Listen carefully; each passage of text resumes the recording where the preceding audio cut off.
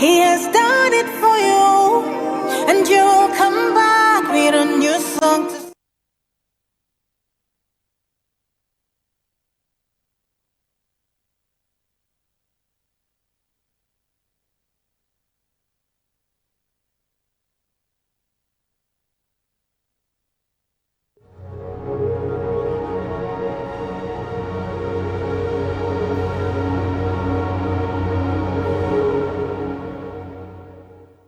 My name is Mr. Tony Akure. I'm here to talk about the StarTime Solar experience that was recently installed to the present facility I manage. We've had some issues when it comes to powering the facility.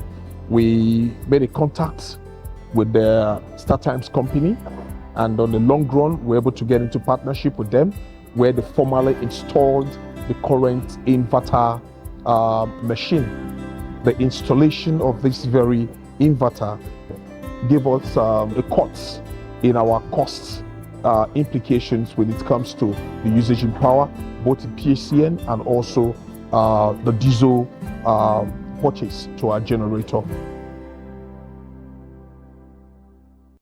Have you been aspiring to be a student of the prestigious Ahmadu Bello University Zaria to no avail? Worry no more, as you can gain entry through NTA Television College Jos, an affiliate of the renowned Ahmadu Bello University Zaria, where eligible candidates with a JAMB admissible scores of not less than 180 and 100 scores, and with 5 credits O-level in social sciences including English and mathematics, can turn their passion in broadcasting to profession by applying for a BSc in Mass Communication and MBTE approved innovation diploma courses in film and television production, broadcast journalism and television engineering respectively. The college, as a training herb with a pedigree of professionalism in the media space, also offers specialized courses in other related fields. For more information, visit our website at www.ntatvc.edu.ng or contact 08033 834-343 and 08069809897.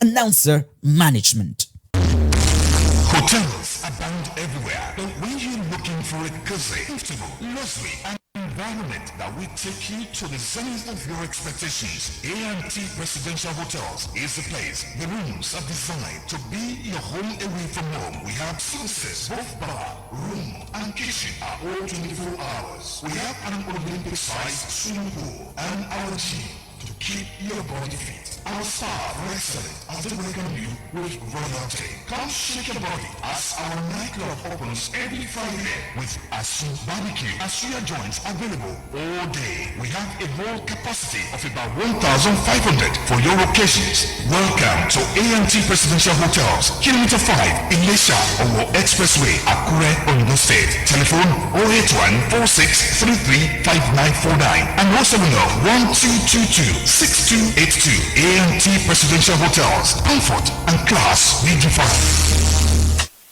Have you been aspiring to be a student of the prestigious Ahmadu Bello University Zaria to no avail? Worry no more, as you can gain entry through NTA Television College Jos, an affiliate of the renowned Ahmadu Bello University Zaria, where eligible candidates with a JAMB admissible scores of not less than 180 and 100 scores, and with 5 credits O-level in social sciences including English and mathematics, can turn their passion in broadcasting to profession by applying for a BSc in Mass Communication and MBTE approved innovation diploma courses in film and television production, broadcast journalism and television engineering respectively. The college, as a training herb with a pedigree of professionalism in the media space, also offers specialized courses in other related fields. For more information, visit our website at www.ntatvc.edu.ng or contact 08033 834-343 and 08069809897.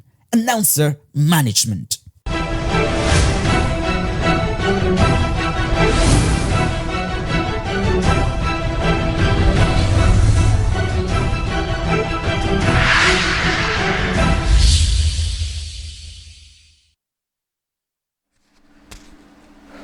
On the news tonight, Federal University of Technology Akure Teaching Hospital reaffirms commitment to expanding access to quality healthcare services for all. Education stakeholders in Ondo State discussed ways to advance quality service delivery.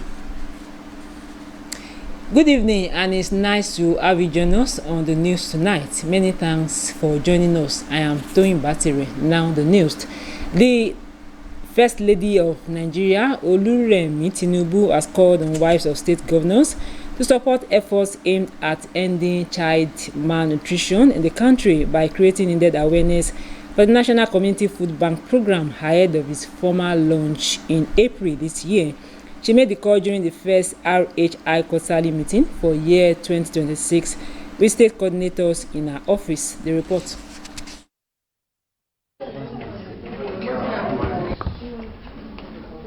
It is another high-level Renewed Hope Initiative RHI quarterly meeting, as state coordinators of the initiative are here again for another critical engagement with their national coordinator and Nigeria's First Lady, Oluremi Tinubu.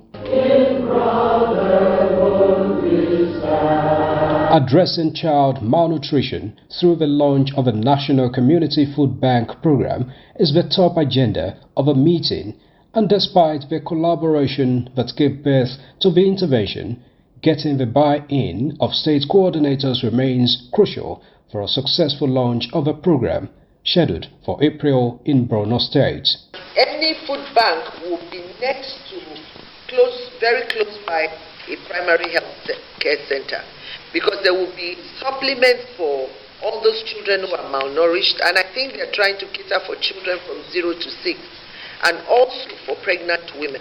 She says disbursement of $250 to 71 beneficiaries of MEC Foundation Educating Linda program, nominated by the state's governor's wives, is ongoing, while additional 21 digital learning centers are slated to be inaugurated in 2026 in order to expand the frontiers of digital literacy among women and youth.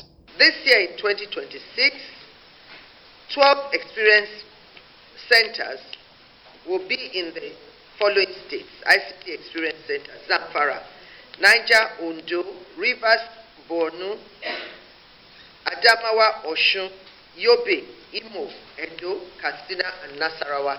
The unfolding year would not be without the regular RHI intervention programs, including disbursement of 1 million naira scholarship to RHI scholars, 200,000 naira each to 250 elderly per state, and the FCT, as well as food distribution to states. Outside the hall, where she addressed the media, the First Lady emphasized the need for coordinators at sub-national level to replicate and follow up on crucial RHI interventions in their respective states. I've not started campaigning yet. We are still working. Whatever we are doing is what we expect the electorate to expect from us. So we are showing that, and I believe all of us, that's where we are. We are on the same page when it comes to that. A closed-door session of a meeting is expected to consider progress reports from states on ongoing programs, including the RHI Green Nigeria Challenge and the launch of endowment clubs and societies in the states. Now, the Federal University of Technology Akure Teaching Hospital has reaffirmed its commitment to transform the hospital into a leading tertiary medical center, thereby expanding access to quality healthcare for all. The Chief Medical Director of the hospital, Professor Olusegun Ojo, stated this at the press conference to mark the first year anniversary of the establishment of the hospital in Akure. Abdulkarim Ahmed reports. Futa Teaching Hospital was established through a partnership between the federal and Ondo state governments to create a specialized training center for medical students. The project was inaugurated in 2025 with the transfer of an existing state specialist hospital to the federal government, which is gradually transitioning into a fully structured federal tertiary medical institution.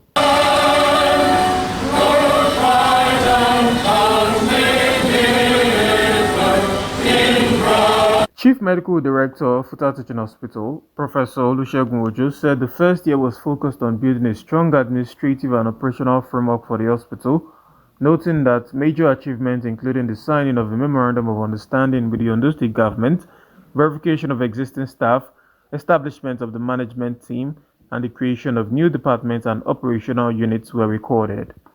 On the 23rd of October 2025, the minister himself was here present to take over this facility by signing an MOU with the Ondo State government, which was generously supported by His Excellency Governor Ayedatiwa. He added that plan is underway for major infrastructure upgrades such as new outpatient clinics, expanded wards, improved laboratories, and modern diagnostic facilities. We are also working towards acquiring modern medical equipment for heart disease management, for endoscopy, that's for digestive disorders, and many digital patient monitoring systems.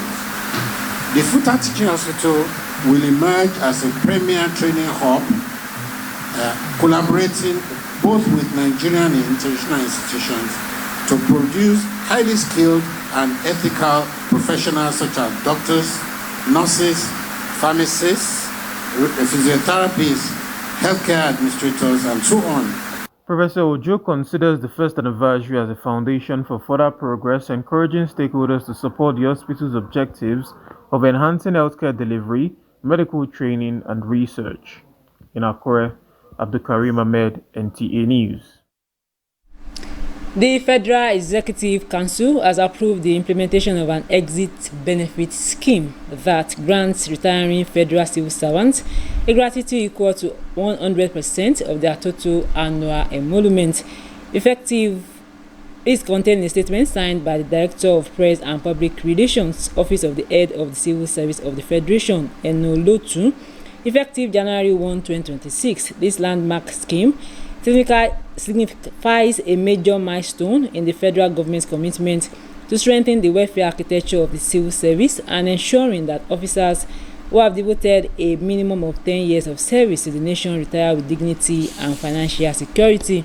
The head of the civil service of the Federation, DD Esther Wasin-Jack, commended the Federal Executive Council for what she described as a bold move that demonstrates that President Bola Tinubu's administration recognizes the dedication, sacrifice, and professionalism of federal civil servants. Wasin-Jack also noted that the initiative aligns with the ongoing reform agenda aimed at building a more motivated, performance-driven, and people-centered civil service, as she reassured that comprehensive implementation guidelines will be communicated in due course. Exorbitant fee charged for some external examinations, as well as the need to advance digital education in those states, were among issues raised at a town hall meeting convened by the State Ministry of Education, Science and Technology. The event, held in Akure, which is the first of its kind, brought together major stakeholders in the education sector to deliberate on ways to improve teaching, learning, and administration of schools in the state. Abiola Riyon reports. Seated in this hall are key stakeholders in the education sector of Ondo State, including representatives of SUBEB, ANCOPS, NUT, PTA, NAOS, NAPS, and non-government organizations, among others. The gathering provided an opportunity to assess the contributions of the present administration to the education sector, which stakeholders say has witnessed notable improvements in recent years. Government alone cannot fund education. Government alone cannot move education forward, but it requires the effort of all stakeholders.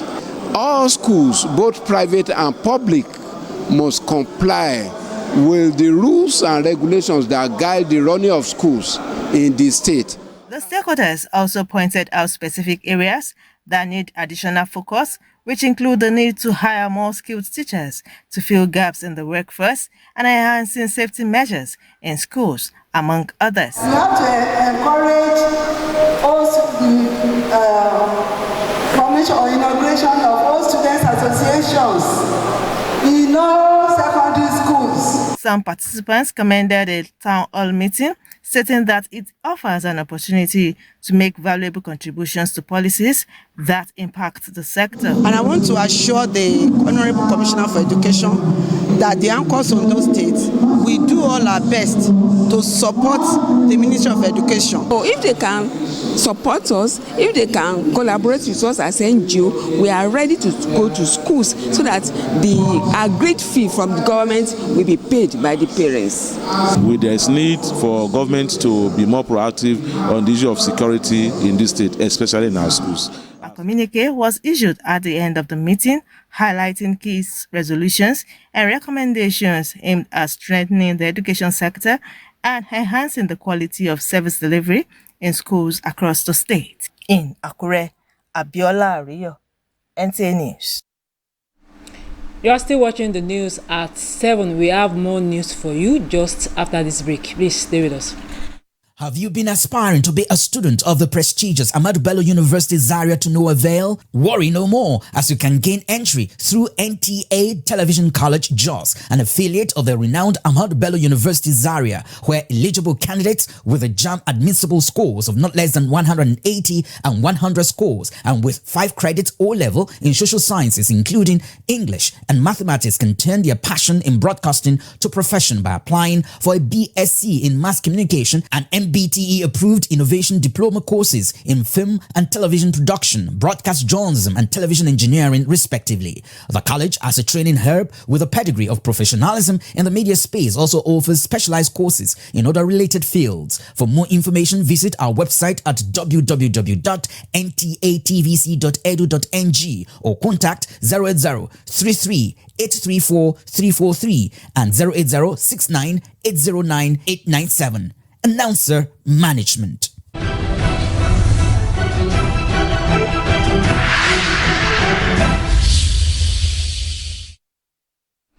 Many thanks for staying tuned. A federal high court in Abuja has discharged and acquitted suspended Deputy Commissioner of Police, Abba Kyari, of a 23-count charge of alleged non-declaration of assets filed by the National Drug Law Enforcement Agency. Delivering the verdict, Justice James Omotosho said the NDLA did not respond sufficient evidence to prove that the property cited in the charge belonged to Kyari. Justice Omotosho held that the prosecution failed to establish its case against Kyari and the other defendants. Kyari was charged alongside his 2 brothers, who were accused of swearing false affidavits to conceal the origin of some property allegedly linked to the police officer. The judge explained that ownership of land property can be proven through traditional history, title documents, acts of possession or possession connected to ownership. He said none of these forms of proof was presented by the prosecution to show that a property located in Fountain Estate, Kasana, was owned by the suspended police officer. Let's now join Ayomide Olowoyo on Business News.